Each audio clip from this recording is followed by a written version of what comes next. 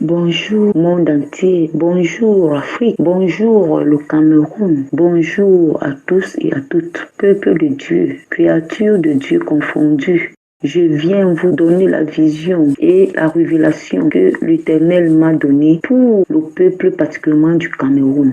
C'était dimanche, vers 23h quelques minutes que je m'étais endormie et je me suis réveillée à 1h40. J'ai une vision qui m'a troublée. La vision était que je me retrouvais dans une maison dite de Dieu, assemblée de Dieu, avec un nombre de personnes et subitement il y a eu comme une secousse à l'intérieur de la maison et dehors il y avait la confusion totale, les cris à gauche, les cris à droite, les hommes accouraient ça et là et les personnes qui étaient avec moi sont sorties brusquement de la maison.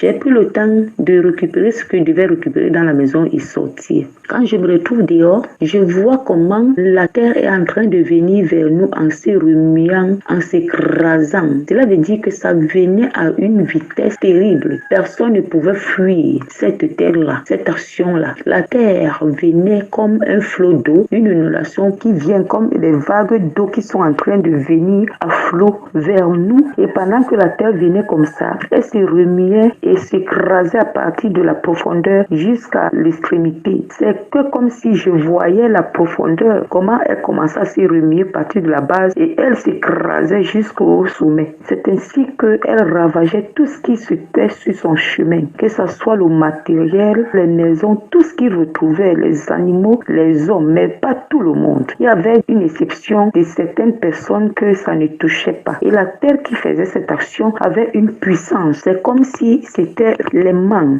qui attiraient certaines personnes précises. Et les gens qui étaient avec moi, plusieurs ont été saisis. Si tu veux crier, ça te capture. Si tu veux courir, la puissance là te récupère, t'engloutit dans cette action et tu disparais. C'est comme ça que la ville de Douala était balayée. Je voyais comment d'autres villes étaient également en train de subir une action de colère de Dieu qui balayait également les hommes et les femmes et tout ce qui s'est rencontré sur leur chemin. Je vivais ça. Et tout ce qui restait là avec moi, qui était épargné de cette mort, vivait la même chose. Personne ne disait rien à l'autre, mais on vivait les mêmes choses. Subitement, il y avait tellement une confusion terrible. À tous les niveaux, les gens couraient pour chercher à se défendre, à se sauver, mais ceux qui devaient périr ont péri.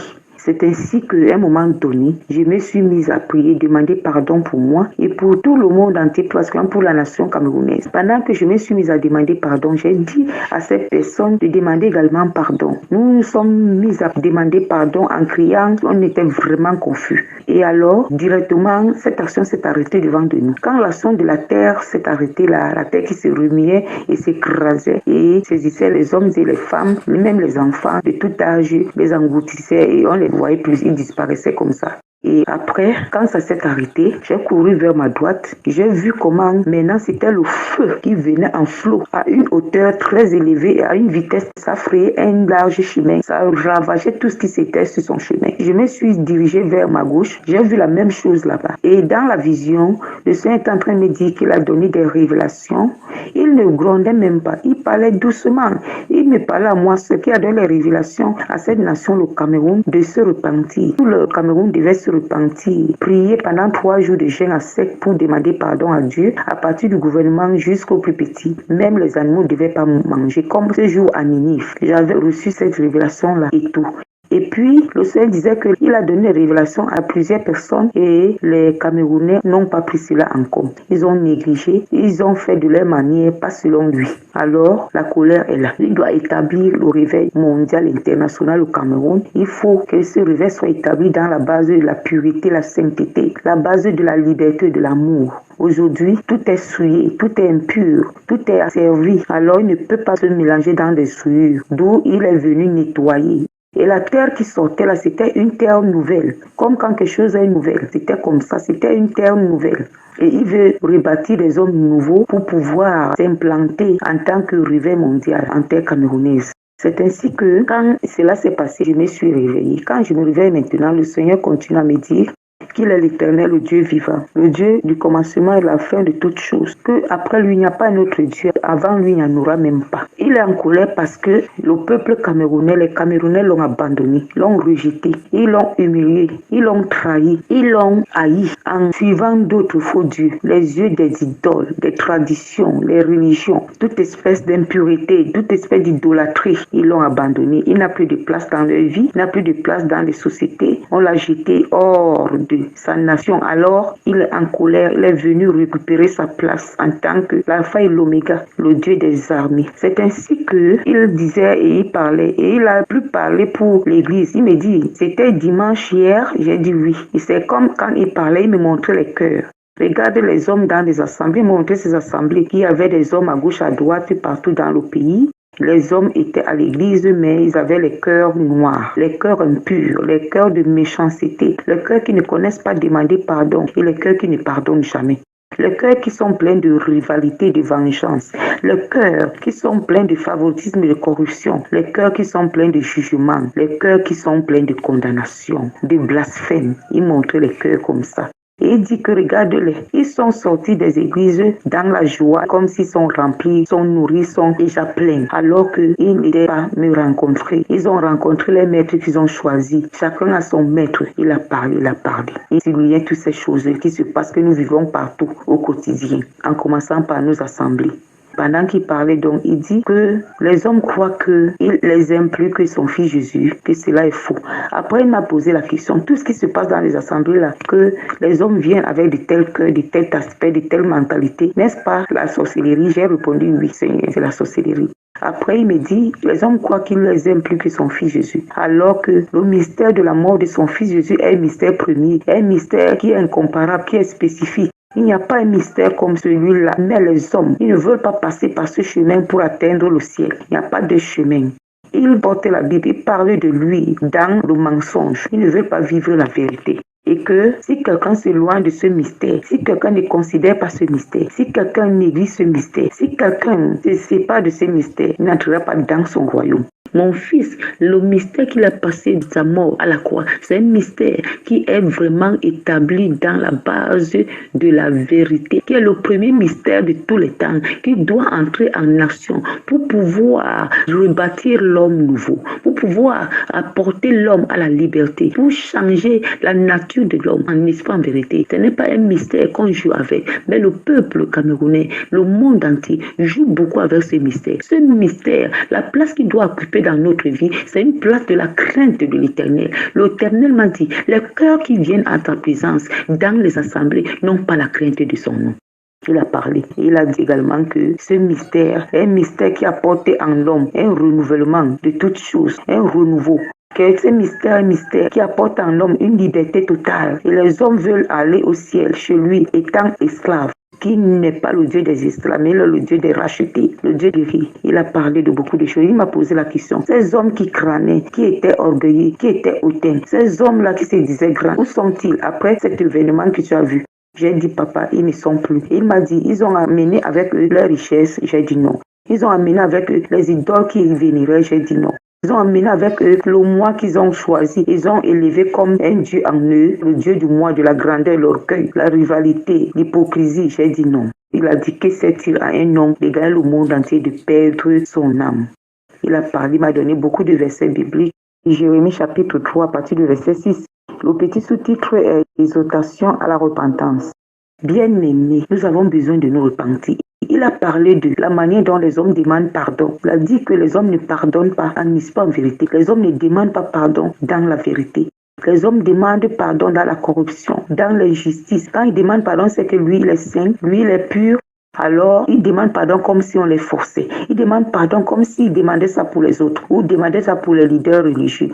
Il demande pardon comme si l'autre il a offensé est trop mauvais, il est diable, il est démon, alors que lui-même il est saint, il est Dieu. Il demande pardon, que ce n'est pas la qualité de pardon là qu'il attend.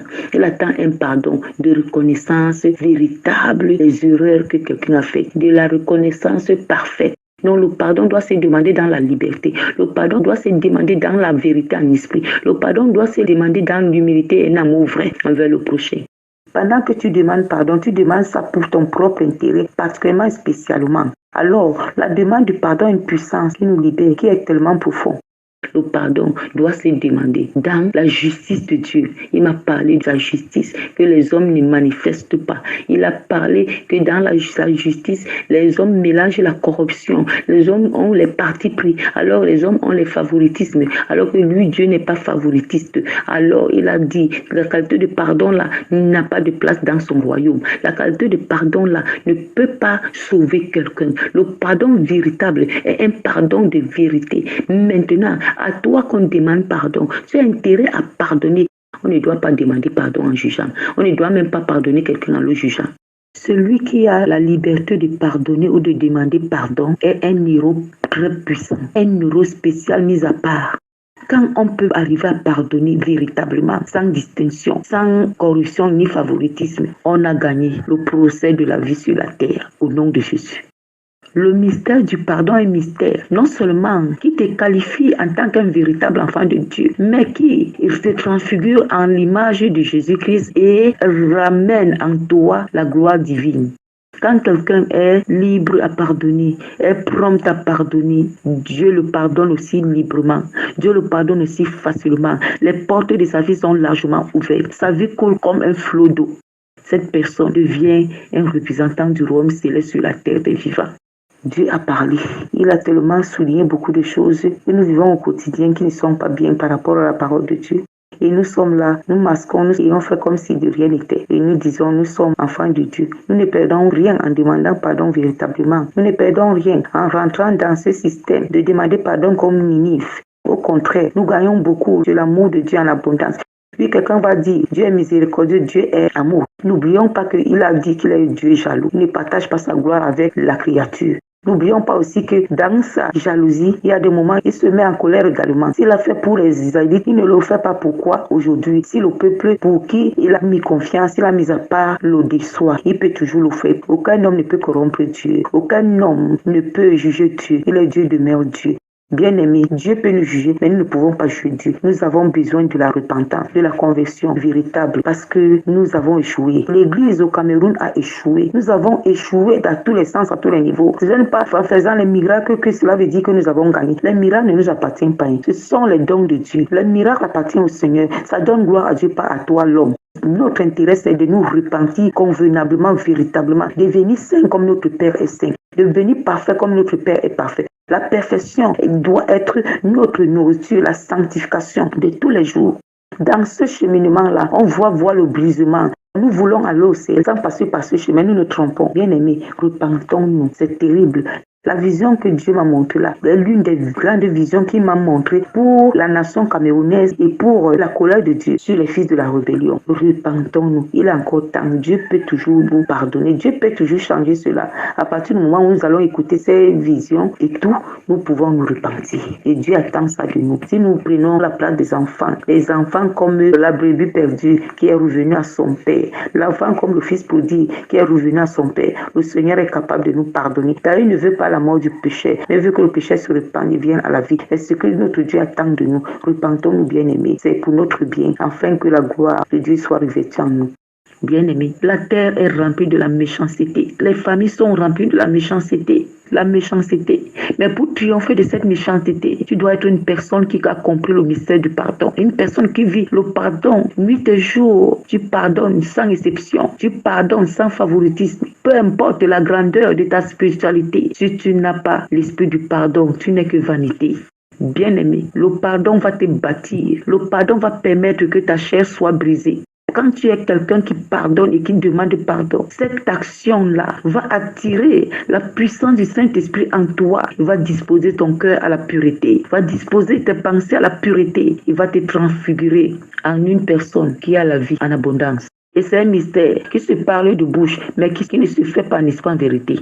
Nous avons mal demandé pardon, bien-aimés. Nous avons mal pardonné. Repentons-nous, repentons-nous. Ce sont des choses qui se vivent partout, tous les jours. Ce pardon-là peut nous être accordé par le Seigneur. Il n'est pas encore tard.